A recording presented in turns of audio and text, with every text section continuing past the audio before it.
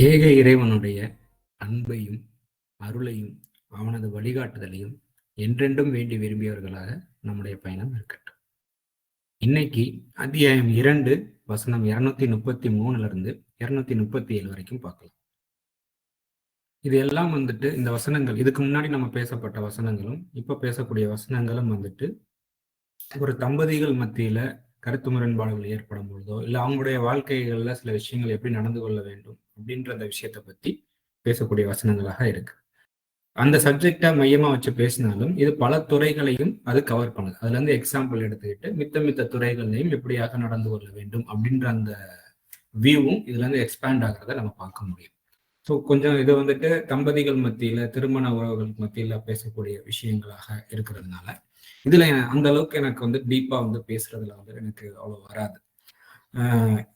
மித்தவங்களை நான் கன்ஃபியூஸ் பண்ணிடக்கூடாது, தெரியாத விஷயங்களை பேசி குழப்பி விட்டுறக்கூடாது அப்படின்ற அந்த ஒரு பய உணர்வு இருக்கு. ஸோ அதனால நான் மேலோட்டமா எந்த அளவுக்கு புரிதலை ஷேர் பண்ணா அது சமாதானமா ஓரளவுக்கு தெளிவை கொடுக்குமோ அந்த மாதிரியான விஷயத்தை மட்டுமே பேசணும் அப்படின்ற அந்த பிரார்த்தனையோட நான் டிராவல் பண்றேன். அவங்க கண்டினியூ பண்ணலாம். பெற்றவர்கள் தங்களின் பிள்ளைகளுக்கு 2 சுற்றுகள் முழுமையாக பாலூட்டுதல் உள்ளது. இங்க நார்மலா ஆண்டுகள்னு சொல்லி போட்டிருப்பாங்க. இந்த இடத்துல ஒரு சர்க்கிள் சுற்றுகள் அப்படின்ற அந்த அர்த்தம் அங்கே பயன்படுத்தப்பட்ட அரபி வார்த்தைக்கு இருக்குது. அதையும் பார்த்துருவோம். அத்தியாயம் 2 வசனம் 233.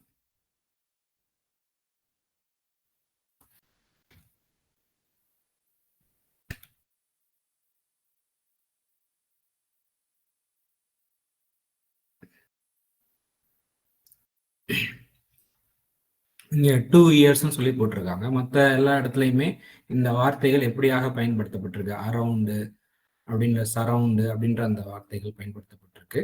இந்த இடத்துல இயர்னு பயன்படுத்தப்பட்டிருக்கு. ஸோ இதனுடைய பிரைமரி மீனிங்ல ஒன் ஆஃப் த மீனிங் சுற்று, ஒரு சுற்றுப்பாதை. இப்ப வருடங்கிற ஒரு கணக்கே நம்ம எப்படி எடுத்துக்கிறோம் அப்படிங்கிறதே இருக்கு இல்லைங்களா? ஸோ சூரியன் ஒரு முறை சுற்றி வர்றதுதான் 1 இயர்ன்னு சொல்லிட்டு, அப்போ 2 சுற்றுகள்ங்கும் போது அதை மெட்டஃபாரிக்கலா உணர்வு ரீதியா இயருங்கிற ஒரு விஷயமும் சொல்லப்படுது. ஸோ ஒரு நாளைக்கு 2 வேளை சாப்பாடு கொடுங்க, நல்லபடியா முழுமையா கொடுங்க, சாப்பாடு கொடுங்க அப்படின்ற பல உணர்வுகள் இதுல வெளிப்படுறதை பார்க்க முடியுது. இருந்தாலும் இயருங்கிற அர்த்தம் அதனுடைய பிரைமரி மீனிங் இல்லாததுனால சுற்றுகள் அப்படின்றத போட்டு அதை கொண்டே இயர் கூட நம்ம கனெக்ட் பண்ணிக்க முடியும். ஆண்டுகள் அப்படின்ற அர்த்தத்தோட கனெக்ட் பண்ணிக்கிற சாத்தியம் நம்மளுக்கு வெளிப்படுது. இது சிந்தனையை நம்மளுக்கு சிந்திக்கிறதுக்கு வழிவகுக்குது. அதுல இருக்கக்கூடிய லிட்ரல் மீனிங்கே நம்ம கீப் அப் பண்ணும்போது. பெற்றவர்கள் தங்களின் பிள்ளைகளுக்கு 2 சுற்றுகள் முழுமையாக பாலூட்டுதல் உள்ளது, உணவளித்தல் உள்ளது. நிறைவாக பாலூட்ட விரும்புவோருக்காக. அதற்கு நீதத்தை கொண்டு அவர்களுக்கான வாழ்வாதாரம் மற்றும் அவர்களுக்கான ஆடைகளை வழங்குவது பெற்றவன்கள் மீது உள்ளது. ஆன்மா அதன் திறனுக்கு தவிர சுமத்தப்படுவது இல்லை. பெற்றவளை அவளது பிள்ளையை கொண்டு துன்புறுத்தப்படுதல் இல்லை, பெற்றவனையும் அவனது பிள்ளையை கொண்டு இல்லை. அதன் உதாரணத்தில் வாரிசின் மீதும் உள்ளது. ஸோ வாரிசும் பெற்றோர்கள் காரணத்தினால துன்புறுத்தப்படுதல் இல்லை, அப்படியாக டிசைன் பண்ணல. அதை தாண்டி அங்க ஏற்படுது என்றால் அங்க ஏதோ புரிதல்ல குறைபாடு ஏற்பட்டிருக்கு, அதை சீர் பண்ணிக்கிறங்க. எந்த ஒரு சிரமமான அடிப்படையில இந்த பெற்றோர்கள் பிள்ளைகள் அப்படின்ற ஒரு கான்செப்ட் கிடையாது. அழகான முறையில வாழ முடியும், அது என்னங்கிறத ஃபிகர் அவுட் பண்ணுங்க, ஸ்மூத்தா வாழ முடியும் அப்படிங்கிற ஒரு உந்துதல் இங்க கொடுக்கப்படுது. பின் தீர்வை விரும்பி அவ்விருவரும் பரஸ்பரம் இணங்கி ஆலோசித்துக் கொண்டால் அவ்விருவர் மீதும் குற்றமில்லை. நீங்கள் விரும்பி உங்கள் பிள்ளைகளுக்கு பாலூட்ட தேடுவீர்களாயின் நீதத்தை கொண்டு நீங்கள் கொடுக்க வேண்டியதை நீங்கள் பூரணமாக்கும் போது உங்கள் மீது குற்றமில்லை. இறைவனை உணர்ந்தறிந்து பண்படுங்கள், மேலும் அறிந்து கொள்ளுங்கள். நிச்சயமாக இறைவன் நீங்கள் செயல்படுவதுடன் பார்த்தவன். அவன் பார்த்து கொண்டிருக்கின்றான் என்பதை நீங்கள் அறிந்து கொள்ளுங்கள். ஒவ்வொரு விஷயத்தையும் நம்ம செயல்படுவதுடன் அவன் பார்த்து கொண்டிருக்கின்றான், பார்த்தவனாக தான் இருக்கின்றான், அவன் பார்க்காமல் இல்லை அப்படிங்கிறத அறிந்து கொள்ளுங்கள். ஏன்னா ஒவ்வொரு செயலுக்கும் நம்ம பின்விளைவுகள் நம்ம சந்திப்போம். நன்மை செஞ்சா அதுக்கேற்ற மாதிரி சூழ்நிலைகள் சமாதானமா கூடி வர்றதையும், பொடுபோக்கா இருக்கும்போது சூழ்நிலைகள் நெருக்கடியாக ஆகிறதையும் கவனத்துல எடுத்து, அப்போ ஒவ்வொரு விஷயம் நம்ம கண்காணிக்கப்படுறோம், அதுக்கேத்த மாதிரி சூழல்களை இறைவன் வந்து கொண்டு வந்து சேர்க்கிறான் நம்மளுக்கு அப்படிங்கிறத, அது வந்து நடந்துகிட்டு இருக்கு அப்படிங்கிறத போக்கஸ் பண்ணுங்க, கவனியுங்க அப்படின்னு வந்து சொல்லப்படுது. மேலும் இறைவனை உணர்ந்தறிந்து பண்படுங்கள். எப்படியாக நடந்து கொண்டால் அந்த சர்வ சமாதானத்தில் நம்ம வாழ முடியுது, இந்த பிரபஞ்சத்துல சமாதான ஒரு வாழ்க்கையை வாழ முடியுது அப்படிங்கிறத உணர்ந்தறிந்து அதற்கேற்றவாறு பண்பட்டு வாருங்கள். ஸோ அது வந்து ஒரு அழகான சமாதானமான ஒரு வாழ்க்கைக்குள்ள நம்மளை வந்துட்டு பிரவேசிக்க வைக்கும், நிலைக்க வைக்கும் அப்படின்ற அந்த நினைவூட்டல் வந்து இதை வாசிக்கும் போது நம்மளுக்கு கொடுக்கும். என்னதான் வந்துட்டு இங்க சட்டத்திட்டம் கொடுக்கப்பட்டாலும் அதுக்கு நடுவுல சுயமா தேர்ந்தெடுக்கிறதுக்குன்னு சொல்லிட்டு ஒரு சில விஷயங்களும் அவர்கள் பரஸ்பரம் இணங்கி ஆலோசித்துக் கொண்டால் தீர்வை விரும்பி அவ்விருவரும் பரஸ்பரம் இணங்கி ஆலோசித்துக் கொண்டால் தீர்வை விரும்பி, ஸோ அந்த சிச்சுவேஷன்ஸ்குள்ள இருக்கக்கூடிய அவங்கவுங்களுக்கு தான் தெரியும் அந்த இடத்துல எப்படியாக முடிவு எடுக்க வேண்டும் சொல்லிட்டு. ஸோ அதனாலதான் இந்த கடைசி பாயிண்ட், இறைவனை உணர்ந்தறிந்து பண்படுங்கள், மேலும் அறிந்து கொள்ளுங்கள், நிச்சயமாக இறைவன் நீங்கள் செயல்படுவதுன்னு பார்த்தோம். என்ன முடிவு எடுத்தாலும் அதை வந்து பார்த்துட்டு தான் இருக்கான். ஸோ நம்ம எடுத்திருக்க முடிவுகள் சரியா தவறா என்பதுல சில குழப்பம் இருக்கு அப்படின்னா, நம்ம எடுத்திருக்க முடிவை நம்ம செயல்படுத்தும் பொழுது நிதானமாக செயல்படும் பொழுது அதுல மிஸ்டேக்ஸ் இருந்தது அப்படின்னா அழகான முறையில் சரி பண்ணி தரப்படும். ஒரு எடுத்தவங்க கௌத்தம் செயல்படும் பொழுது அது வந்து அது ஒருவேளை நம்ம தவறான விஷயமா இருக்குது புரிதல் அப்படின்னா அதனுடைய பாதிப்பு ரொம்ப வீரியமா இருக்கும். ஸோ நிதானமா ஸ்டெப்ஸ் எடுத்து வைக்கும் பொழுது நம்ம இறைவன் நம்ம கூடவே இருந்து, அதான் சர்வ பரிபாலனை வந்து நம்ம கூடவே இருந்து அந்த இறை பேராற்றல் கூடவே இருந்து வழி நடத்தப்படும், நமக்கு உதவியாக இருக்கும், இறைவன் உதவியாக இருக்கின்றான், நம்ம கூடவே இருப்பான் அப்படின்ற அந்த உணர்வு தான். நிதானத்தை கொண்டும் சலாத் தொடர்பை கொண்டும் இறைவனிடம் உதவி தேடுங்கள், நிச்சயமாக இறைவன் வந்து சாபிரின் கூட இருக்கிறான், அதாவது நிதானமாக இருப்பவர்களுடன் செயல்படுவர்களுடன் இறைவன் கூடவே இருக்கின்றான் அப்படின்ற அந்த இறைவன் காட்டி தந்த வழியை அழகா பிக் பண்ணிக்கிறதுக்கு நிதானம் வந்து ரொம்பவுமே தேவையா இருக்கு. அதையும் விரும்பும் போதுதான் அது கொஞ்சம் கொஞ்சமா அந்த நிதானத்தன்மை நமக்குள்ள வந்துட்டு கொஞ்சம் கொஞ்சமா மேம்பட ஆரம்பிக்கும் அப்படின்ற உணர்வில் கொடுக்கப்படுது. அடுத்து, உங்களிடம் இருந்து கைப்பற்றப்பட்டு துணைகள் விடுபட்டு உள்ளவர்களுக்கு அவர்களின் ஆன்மாக்களை கொண்டு 4 மாதங்களோ 10 காத்திருப்பு உள்ளது.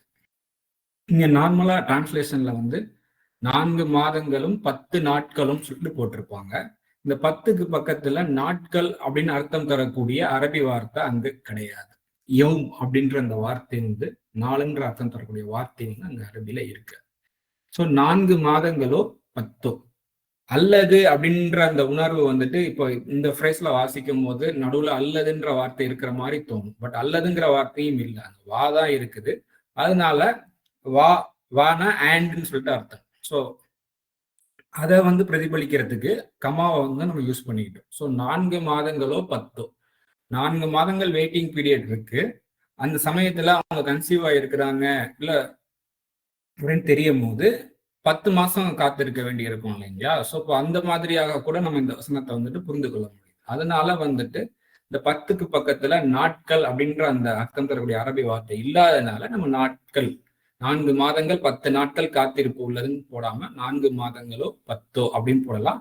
இல்ல 4 மாதங்கள் உள்ளது 10 உள்ளது அப்படின்னு போடலாம். காத்திருப்பு அவர்களின் தவணையை அடைந்ததும் பின் நீதத்தை கொண்டு அவர்களின் ஆன்மாக்களில் அவர்கள் செய்து கொள்வதில் உங்கள் மீது குற்றமில்லை. அவங்களுடைய தவணை முடிஞ்சதும் வந்துட்டு சில நேரம் வந்துட்டு துணைகள் விடுபட்டு இருக்கிறவங்களுக்கு அவங்களுக்கு ஏதாவது செய்யணுமேன்னு சொல்லிட்டு யாராவது ஹெல்ப் பண்ணணும்னு நினைக்கிறாங்க அப்படின்னா இல்ல நான் பார்த்துக்கிறேன் என்னுடைய விஷயத்த அப்படின்னு சொல்லிட்டு அவங்களுடைய மனங்கள்ல சில விஷயங்கள் வச்சு செயல்படுறாங்க அப்படின்னா அவங்களுக்கு ஹெல்ப் பண்ண முடியாம போயிடுச்சு அப்படின்னு சொல்லிட்டு இந்த மாப்பிள்ளை வீட்டுக்காரங்கள இல்ல அவங்க சொந்த பந்தங்கள் அவங்களுக்கு எதுவும் ஹெல்ப் பண்ண முடியலன்னு சொல்லிட்டு வருத்தப்பட வேண்டாம். அவங்களுடைய இதை வந்து முடிவு எடுத்துக்கிறேன்னு சொல்லிட்டாங்கல்ல. ஸோ அதுல நீங்க ஃபோர்ஸ் பண்ணி திரும்ப வந்து மனசங்கடத்துக்கு உள்ளாகாதீங்க.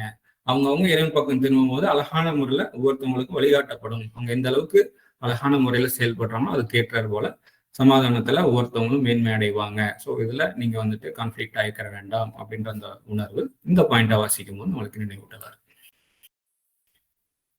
மேலும் இறைவன் உங்களது செயல்களுடன் விழிப்பானவன். இந்த ஒரு நினைவூட்டலும் கொடுக்கப்படுது. அல்லாஹு பிமா தஅமலூன ஹபீரும்.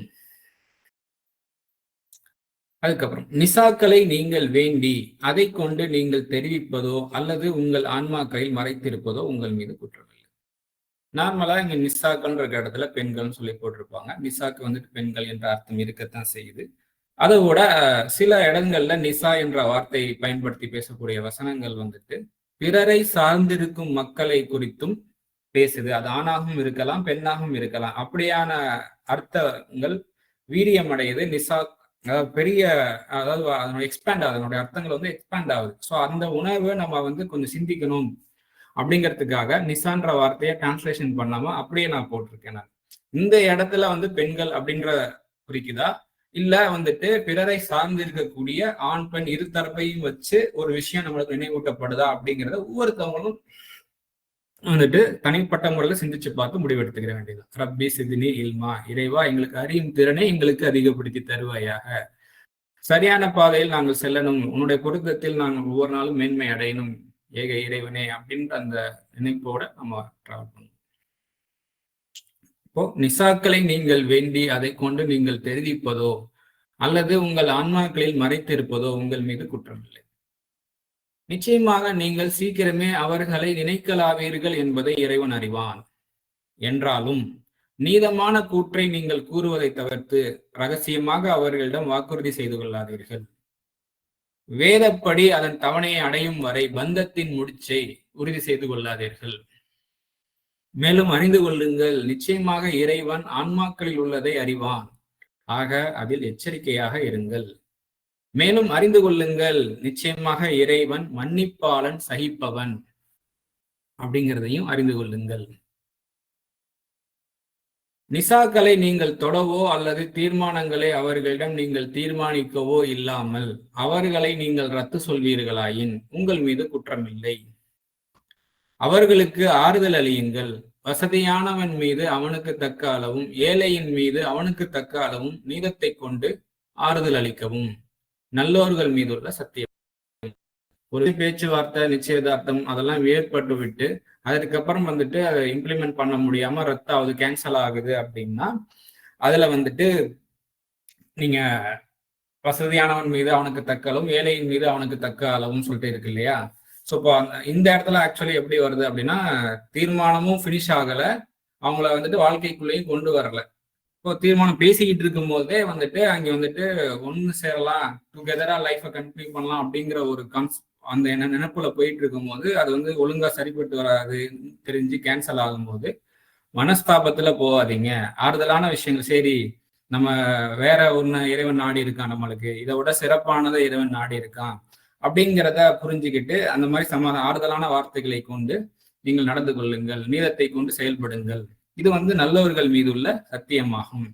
அதாவது மூசின்கள் வருது இல்லையா, மூசினின் ஹசன்ல இருந்து வரக்கூடிய வார்த்தை. ஹசன்னா நல்லது, அழகு, சிறப்பு அப்படின்னு சொல்லிட்டு, மூசினின்னா அழகுடையோர், நல்லோர், சிறப்பானோர் அப்படின்ற அர்த்தம். ஸோ இப்போ ஒருத்தவங்க எப்போ வந்து சிறப்பாக ஆகிறாங்க அப்படின்னா இந்த மாதிரியான விஷயங்கள், அதாவது ஒரு ஒரு விஷயம் விரும்பி செயல்படுறதுக்காக ஒரு விஷயம் பேச்சுவார்த்தை ஸ்டார்ட் ஆயிருக்கும். பட் ஆனா அந்த விரும்பின விஷயம் நடக்கல அப்படிங்கும் போது இப்போ இதை விட வேற நல்ல விஷயம் இறைவன் நம்மளை ரெண்டு பேருக்கும் நாடி இருக்கான் அப்படிங்கறது புரிஞ்சு செயல்படுறது, ஆறுதலான வார்த்தைகளை பேசுறது அப்படிங்கிறது அது வந்து நல்லவர்கள் என்பதை பிரதிபலிக்குது அப்படிங்கிறத நல்லவர்கள் மீது உள்ள சத்தியமாகும். திறனாக தீர்மானத்தை அவர்களிடம் தீர்மானித்துவிட்டு அவர்களை நீங்கள் தொடுவதற்கு முன்னர் அவர்களை ரத்து சொல்வீர்களாயின் அவர்கள் மன்னித்து விட்டாலோ அல்லது பந்தத்தின் முடிச்சு எவரது கைவசம் உள்ளதோ அவர் மன்னித்து விட்டாலோ அன்றி நீங்கள் தீர்மானித்ததில் பாதி உள்ளது.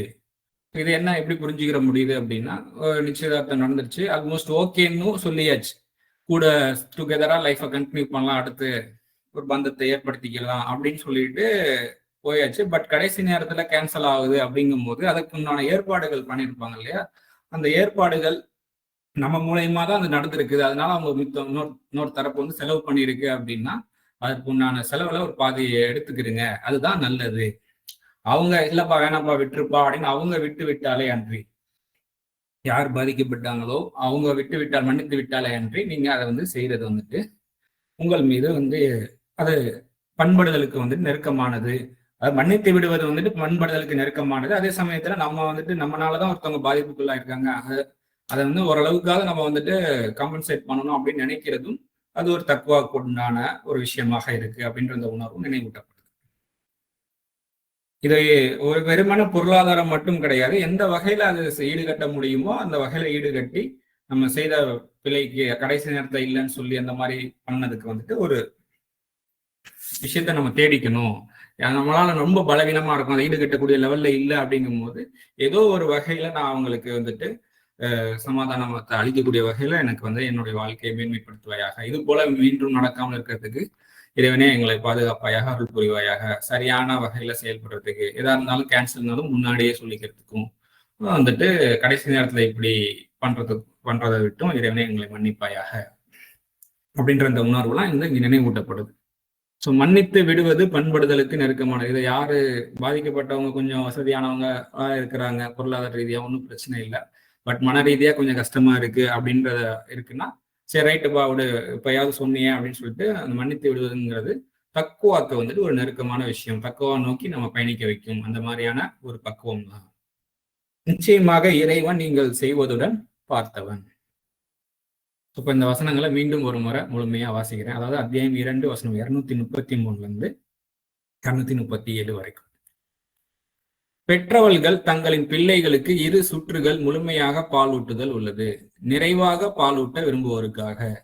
அதற்கு நீதத்தை கொண்டு அவர்களுக்கான வாழ்வாதாரம் மற்றும் அவர்களுக்கான ஆடைகளை வழங்குவது பெற்றவன்கள் மீது உள்ளது. ஆன்மா அதன் திறனுக்கே தவிர சுமத்தப்படுவதில்லை. பெற்றவளை அவளது பிள்ளையை கொண்டு துன்புறுத்தப்படுதல் இல்லை, பெற்றவனையும் அவனது பிள்ளையை கொண்டு இல்லை. அதன் உதாரணத்தில் வாரிசின் மீதும் உள்ளது. பின் தீர்வை விரும்பி அவ்விருவரும் பரஸ்பரம் இணங்கி ஆலோசித்துக் கொண்டால் அவ்விருவர் மீதும் குற்றமில்லை. நீங்கள் விரும்பி உங்கள் பிள்ளைகளுக்கு பாலூட்ட தேடுவீர்களாயின் நீதத்தை கொண்டு நீங்கள் கொடுக்க வேண்டியதை நீங்கள் பூரணமாக்கும் போது உங்கள் மீது குற்றமில்லை. இறைவனை உணர்ந்தறிந்து பண்படுங்கள், மேலும் அறிந்து கொள்ளுங்கள், நிச்சயமாக இறைவன் நீங்கள் செயல்படுவதுடன் பார்த்தவன். உங்களிடமிருந்து கைப்பற்றப்பட்டு துணைகள் விடுபட்டு உள்ளவர்களுக்கு அவர்களின் ஆன்மாக்களை கொண்டு 4 மாதங்களோ 10 காத்திருப்பு உள்ளது. அவர்களின் தவணையை அடைந்ததும் பின் நீதத்தை கொண்டு அவர்களின் ஆன்மாக்களில் அவர்கள் செய்து கொள்வதில் உங்கள் மீது குற்றமில்லை. மேலும் இறைவன் உங்களது செயல்களுடன் விழிப்பானவன். நிசாக்களை நீங்கள் வேண்டி அதை கொண்டு நீங்கள் தெரிவிப்பதோ அல்லது உங்கள் ஆன்மாக்களில் மறைத்திருப்பதோ உங்கள் மீது குற்றமில்லை. நிச்சயமாக நீங்கள் சீக்கிரமே அவர்களை நினைக்கலாவீர்கள் என்பதை இறைவன் அறிவான். என்றாலும் நீதமான கூற்றை நீங்கள் கூறுவதை தவிர்த்து ரகசியமாக அவர்களிடம் வாக்குறுதி செய்து கொள்ளாதீர்கள். வேதப்படி அதன் தவணையை அடையும் வரை பந்தத்தை உறுதி செய்து கொள்ளாதீர்கள். மேலும் அறிந்து கொள்ளுங்கள், நிச்சயமாக இறைவன் உங்களது ஆன்மாக்களில் உள்ளதை அறிவான். ஆக அதில் எச்சரிக்கையாக இருங்கள். மேலும் அறிந்து கொள்ளுங்கள், நிச்சயமாக இறைவன் மன்னிப்பாளன், சகிப்பவன். நிசாக்களை நீங்கள் தொடவோ அல்லது தீர்மானங்களை அவர்களிடம் நீங்கள் தீர்மானிக்கவோ இல்லாமல் அவர்களை நீங்கள் ரத்து சொல்வீர்களாயின் உங்கள் மீது குற்றமில்லை. அவர்களுக்கு ஆறுதல் அளியுங்கள். வசதியானவர் மீது அவருக்கு தக்க அளவும் ஏழையின் மீது அவருக்கு தக்க அளவும் நீதத்தை கொண்டு ஆறுதல் அளிக்கவும் நல்லோர்கள் மீதுள்ள சத்தியமாகும். திறனாக தீர்மானத்தை அவர்களிடம் தீர்மானித்து விட்டு அவர்களை நீங்கள் தொடுவதற்கு முன்னர் அவர்களை ரத்து சொல்வீர்களாயின் அவர்கள் மன்னித்து விட்டாலோ அல்லது பந்தத்தின் முடிச்சு எவரது கைவசம் உள்ளதோ அவர் மன்னித்து விட்டாலோ அன்றி நீங்கள் தீர்மானித்ததில் பாதி உள்ளது. மன்னித்து விடுவது பண்படுதலுக்கு நெருக்கமானது. நிச்சயமாக இறைவன் நீங்கள் செயல்படுவதுடன் பார்த்தவன். இந்த இடத்துல குறிப்பு ஒண்ணு சொல்லிக்கிறேன். அதாவது நிக்கா, நூன், காஃப், ஹா, இந்த வார்த்தை, இந்த 3 எழுத்துக்கள் சொல்லக்கூடிய வார்த்தை நிக்கா, நகஹ அப்படின்ற இருக்கு இல்லையா. இதற்கு காமனா திருமணம் அப்படின்ற ஒரு புரிதல் இருக்கு. இதை தாண்டி வந்துட்டு அதுக்கு வந்து இணைவு, ஒன்று சேருதல், திருமணம்ன்ற அர்த்தம் இருந்தாலும் அதனுடைய மையக்கரு என்னன்னா பந்தம், ஒரு பந்தத்தை ஏற்படுத்திக்கிறது. அது வந்துட்டு குடும்ப பந்தம், பரஸ்பர ஒப்பந்தம், திருமண ஒப்பந்தம், தொழில் ஒப்பந்தம், இந்த மாதிரி பல விதங்கள்ல தொழில் கான்ட்ராக்ட்லாம் இருக்கு இல்லையா, பிசினஸ் கான்ட்ராக்ட், இந்த மாதிரி பல வகையில வந்து இந்த நகஹன்ற வார்த்தை வந்துட்டு பயன்படுத்தக்கூடிய ஒரு வார்த்தையாக இருக்கு. ஸோ பெரும்பாலும் வந்து திருமணம் என்ற வார்த்தையோட ஒப்பிட்டு பேசினதுனால அதுக்கு வந்து திருமணம் என்ற அர்த்தம் இருக்கிறது மட்டும் தான் நம்மளுடைய ஞாபகத்தில் இருக்கு.